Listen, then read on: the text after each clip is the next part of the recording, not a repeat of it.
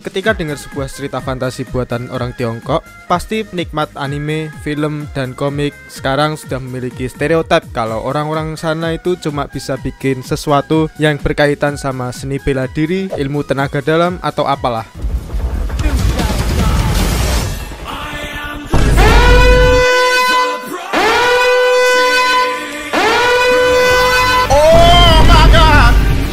Mereka demen sekali sama produksi cerita yang punya unsur budaya yang kental atau enggak yang berbau propaganda.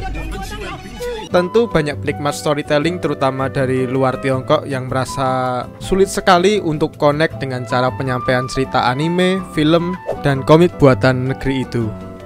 Aku sendiri nyadar kalau anime, film, atau komik populer produksi dari Tiongkok itu memiliki tema yang hampir sama, gak peduli apapun genrenya, yaitu musuh terbesar dari apapun itu adalah diri sendiri.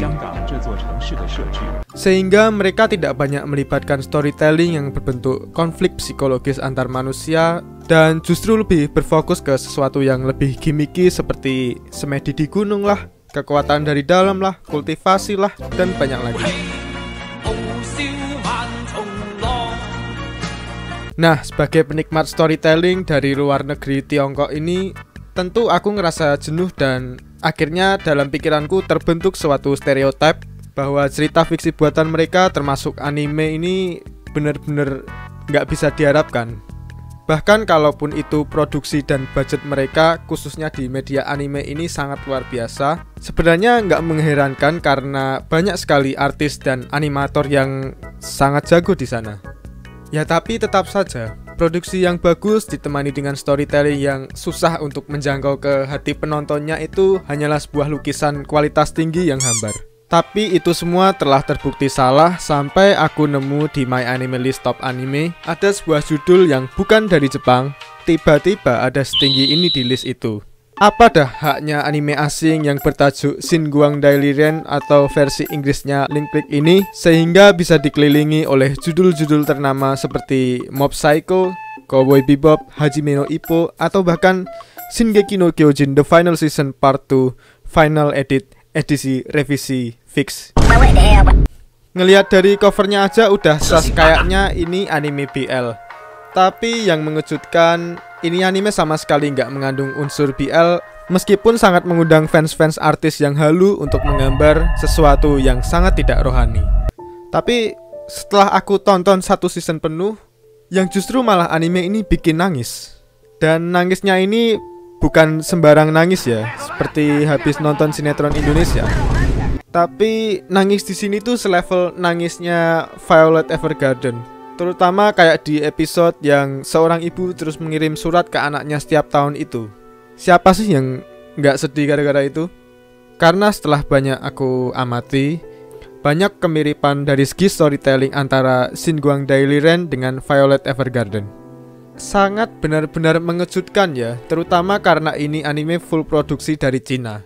Ya, karena memang anime yang bertema seperti ini adalah yang paling nggak aku harapkan yang datangnya dari negeri Tiongkok ini.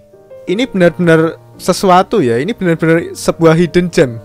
Jadi alkisah ada 3 sekawan yang mempunyai usaha toko dan studio demi mencari sepeser yuan untuk menafkahi diri mereka. Namun studio foto ini bukanlah sembarang studio foto, karena mereka secara rahasia menyediakan jasa untuk time traveling melalui foto untuk menyelidiki apa yang diminta oleh klien mereka. Mereka punya aturan sendiri, yaitu jangan merubah masa lalu dan jangan memperdebatkan masa depan. Dan sejauh ini mereka aman-aman saja menaati peraturan itu dengan baik, tapi bukan berarti mereka selalu mulus dalam melakukan pekerjaannya. Si Lu Guang yang berambut putih ini berperan sebagai otak yang tahu skenario dan ngarahin si Cheng Xiaoxi yang terjun langsung melewati waktu dengan merasuki tubuh seseorang yang mengambil foto tersebut. Si Cheng Xiaoxi yang terjun ke masa lalu ini tugasnya adalah menjadi mata dan telinga Lu Guang yang merekam informasi saat Xiaoxi mengulang semua yang terjadi di masa lalu melalui tubuh orang lain itu. Tapi terkadang Xiaoxi melewati pengalaman tragis dan pahit kliennya hingga beberapa kali ingin membuatnya mengubah masa depan. Tentu saja mereka tidak bisa melakukan itu dan inilah yang membuat anime ini sangat menarik dan bikin mewek mayoritas penontonnya. Permintaan kliennya pun macam-macam.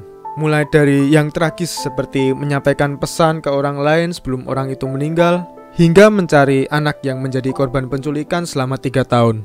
Tiap episodenya punya cerita masing-masing dan punya pesan moral yang mengena banget. Tapi nggak cuma sampai di situ doang. Anime ini juga memiliki plot utama yang udah berkaitan sejak episode pertama. Nah, untuk yang ini aku nggak mau ngasih spoiler banyak-banyak. Pokoknya tonton aja karena selain bikin nangis, ini juga seru. Ada misteri, ada action, ada drama, pokoknya komplit sudah.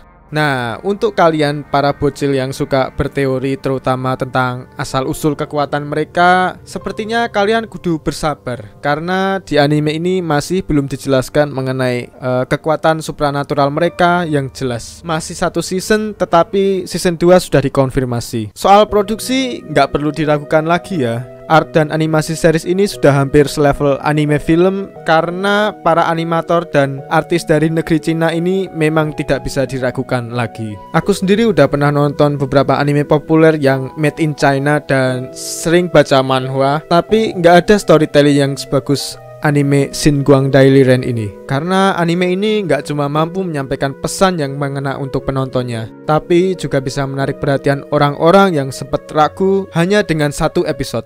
Ini sesuatu yang sangat mengesankan. Bahkan anime-anime populer pun setidaknya butuh 3 episode atau lebih untuk menarik perhatian penontonnya. Tapi ini langsung gercep dan to the point tanpa menghilangkan pacingnya kalau menurutku ya. Karena lagi-lagi cara storytelling di anime ini dieksekusi dengan sangat baik, yang mana paling jarang ketemu kalau nonton anime buatan Cina. Udah, intinya tonton aja, gak usah pikir-pikir lagi, pasti gak akan nyesel.